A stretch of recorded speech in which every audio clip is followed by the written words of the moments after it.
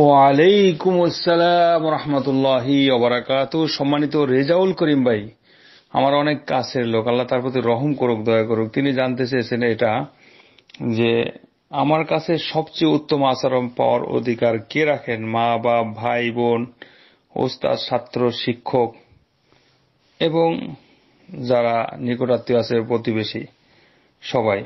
এবং এর সাথে আমি একটু বেশি অ্যাড করতে চাই এটা যে অনেকে পিতামাতার সাথে ঝগড়া বিবাদ করে স্ত্রীর কারণে, আবার স্ত্রী মা বাবার কারণে স্ত্রীর সাথে ব্যবহার খারাপ করে, আলাদা বাড়ি করে থাকে, বা অথবা স্ত্রীর কারণে মা বাবার সাথে আলাদা রাগ করে আলাদা বাড়ি করে থাকে। এই বিষয়গুলো একটু বিস্তারিত জানতে চাই। আলহামদুলিল্লাহ রাব্বিল আলামিন ওয়াসসালাতু ওয়াসসালামু আলা রাসূলিহিল কারীম, আম্মা বাদ। সম্মানিত রেজাউল করিম ভাই, আল্লাহ আমাদের প্রতি রহম করুক, দয়া করুক। সকল ভুল ত্রুটি থেকে আল্লাহ আমাদেরকে হেফাজত করুন। ভুল হয়ে গেলে আল্লাহ আমাদেরকে ক্ষমা করে দেন, মাফ চাওয়ার তৌফিক দান করুন, আমিন। আপনার এই উত্তরটি আল্লাহ নবী সাল্লাল্লাহু আলাইহি ওয়াসাল্লাম দিয়ে গেছেন।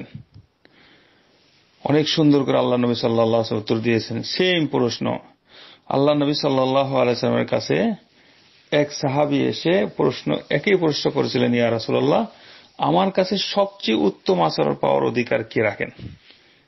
তখন নবী সাল্লাল্লাহু আলাইহি ওয়াসাল্লাম 3 বার কথাটাই বলেছিলেন যে উম্মুকা, তোমার মা, অতঃপর তোমার মা, অতঃপর তোমার মা। যখন সাহাবী বারবার প্রশ্ন করতেছিল সুম্মা মান, অতঃপর কে, তখন 3 বার একই উত্তর রাসূল সাল্লাল্লাহু আলাইহি ওয়াসাল্লাম বলছেন, তোমার মা।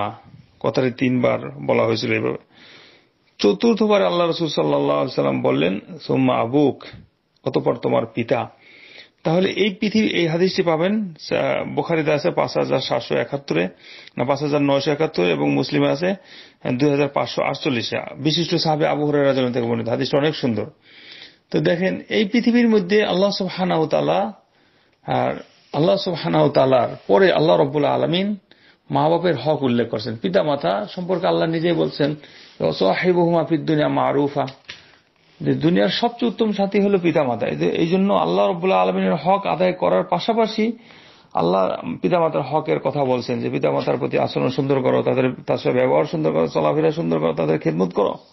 ওয়াকাদা রাব্বুকা আল্লা তা'বুদু ইল্লা ইয়াহু ওয়া বিল ওয়ালিদাইনি ইহসানা, সূরা বানী ইসরাঈল। সুতরাং পিতামাতার ব্যাপারে একটা দুটা কথা নয়, হাদিস নয়, এই সম্পর্কে ঢুকে যথেষ্ট হবে। তো পিতামাতা হলো সর্বশ্রেষ্ঠ আচরণের পাওয়ার অধিকার রাখেন। তারপরে মূলত কথা হইল যে পৃথিবীর সমস্ত মানুষের সাথে আচরণ সুন্দর করা উচিত। সে বেঈমান নাস্তিক হলেও তার সাথে আচার ব্যবহার খারাপ করার অধিকার আমায় আপনি রাখি না। কিন্তু বিশেষ করে সবার সাথেই আচরণ সুন্দর করতে হবে। আল্লাহ রাব্বুল আলামিন সবাইকে সবার প্রতি আচরণ সুন্দর করার জন্য এই কথা আমভাবে, কমন ভাবে বলছে, অকুলু লিন্নাসি হুসনা, মানুষের সাথে আচরণ সুন্দর করো।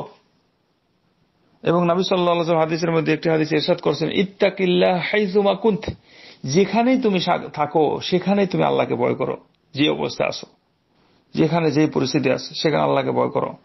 এবং অতবি সাইয়্যাতাল হাসানাতা তামহুহা, অন্যায় হয়ে গেলে ভালো কাজ করো, তাহলে অন্যায়টা দূর হয়ে যাবে। অখালিকিন নাসা বিখুলুকিন হাসানিন, মানুষের সাথে সুন্দর ব্যবহার করো, বিহেভ সুন্দর করো, আচরণ সুন্দর করো। এগুলি আল্লাহ নবী সাল্লাল্লাহু আলাইহি ওয়াসাল্লাম হাদিসের মধ্যে অনেক সুন্দর করে বলছেন। এই জন্য পৃথিবীর সমস্ত মানুষ আপনার কাছে আমার কাছে আচরণ ভালো আচরণ পাওয়ার অধিকার রাখেন। কেউর সাথে আচরণ খারাপ করার কথা আল্লাহ নবী সাল্লাল্লাহু আলাইহি ওয়াসাল্লাম বলেন না। আল্লাহ নবী সাল্লাল্লাহু আলাইহি ওয়াসাল্লামের উত্তম আদর্শের কথা কি বলে শেষ করা যাবে? নবী সাল্লাল্লাহু আলাইহি ওয়াসাল্লামের আদর্শের কথা আল্লাহ সার্টিফিকেট দিয়ে বলছেন, ইন্নাকা লাআলা খুলুকিন আযীম, নবী আপনি সবচেয়ে উত্তম আদর্শের অধিকারী, এবং আপনার মতো ভদ্র উত্তম মানুষ আর পৃথিবীতে দ্বিতীয় আরেকজন নাই।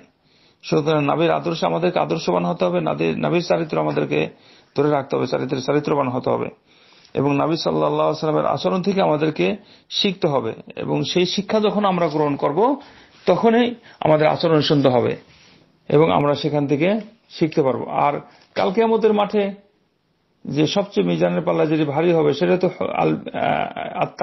তাকওয়া হুসনুল খুলুক, ভালো ব্যবহার এবং আল্লাহর ভয়, এগুলি মিজানের পাল্লায় ভারী হবে। সুতরাং এদিকে আমরা লক্ষ্য রাখবো। তারপর আরেকটি বিষয় থেকে গেল, এবার মা বাবার পরে কারা? মা বাবার পরে ভাই আছে, বোন আছে, আত্মীয় স্বজন যারা আছে, ওস্তাদ, ছাত্র, শিক্ষক। মূলত কথা বলছিলাম সবার সাথে আচরণ সুন্দর করতে হবে। এই হাদিসটিও মুসলিমের বর্ণনা আছে 5248। আল্লাহ নবী সাল্লাল্লাহু আলাইহি ওয়াসাল্লাম বলছেন সুম্মা আদনাকা, অতঃপর তোমার কাছে যারা আছে, অতঃপর তোমার কাছে যারা আছে। মা বাবার পরে যারা নিকটবর্তী আছে কারা?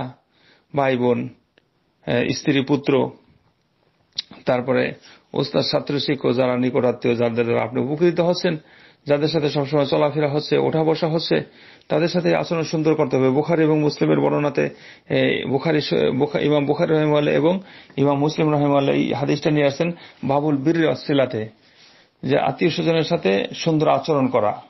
রক্তের আত্মীয় স্বজন, তো রক্তের আত্মীয় স্বজন কারা? যারা নিকট আত্মীয়, ভাই বোন, আত্মীয় স্বজন, এরা রক্তের আত্মীয়, এরা নিকট আত্মীয়, এদের সাথে ব্যবহার সুন্দর করতে হবে। ওস্তাদ হইল সবার সম্মানী, ওস্তাদ সবসময় ভালো আচরণ পাওয়ার অধিকার রাখেন এবং তিনি দোয়া পাওয়ার অধিকার রাখেন। তা তিনি মা বাপের পরপরেই ভাই বোনদের সাথে যেরকম অধিকার রাখেন, মা বাপের পরপরে তিনি অনেক বড় সম্মানী ব্যক্তি।